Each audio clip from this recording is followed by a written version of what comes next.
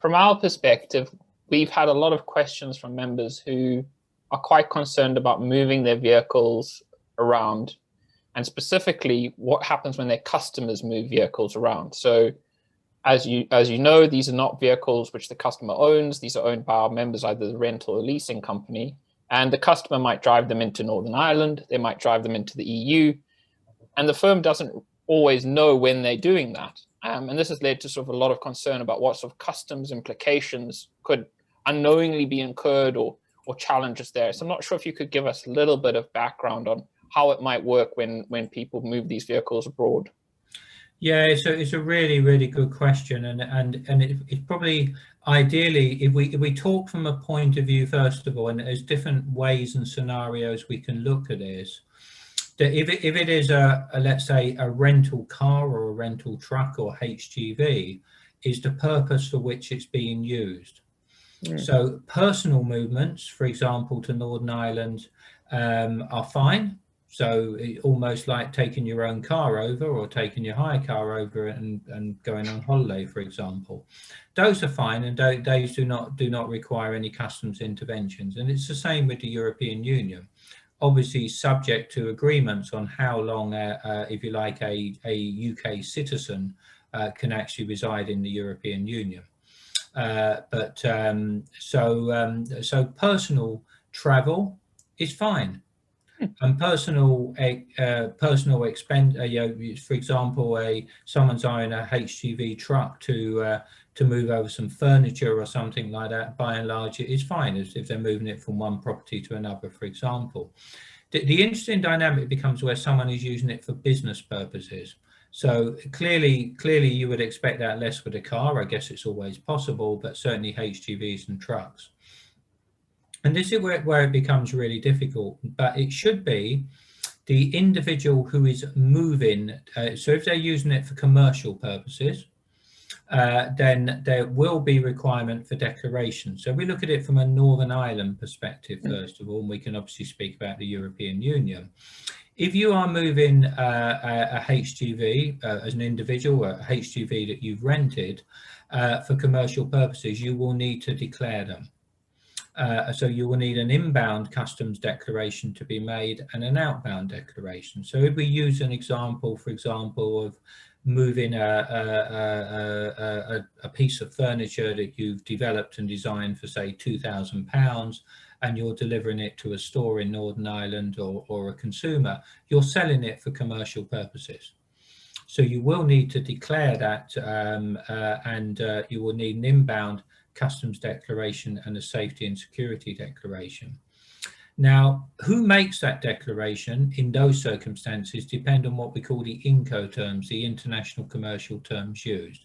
So clearly it could be the supplier in Great Britain, it could be the buyer in Northern Ireland. And if it's the GB supplier, it's their responsibility. But where it becomes even more challenging, where it's for commercial purposes, is the supplier or the individual who's driving or renting the HGV has to declare as a haulier. So not just declare as a trader, as a haulier. So they have to provide what's called the entry safety and security declaration into Northern Ireland, which is effectively saying that the goods are not going to cause damage to the likes of animals, health, people, and the environment as well. So they have to make that in addition, and they would also require to get registration numbers for the goods to go on the ferry as well. So suddenly we can see all these different elements in commercial purposes, that the individual or the business, if you like, who's using it for commercial purposes has to declare that commercial purpose, not just for customs purposes, but also for safety and security and haulage purposes. So from the point of view of a rental company, clearly they may not know for what purpose it's being used, whether they can introduce terms and conditions and ask questions at the beginning and make it very clear that if it's for commercial purposes, that declarations are the requirement of the individual who's moving the goods.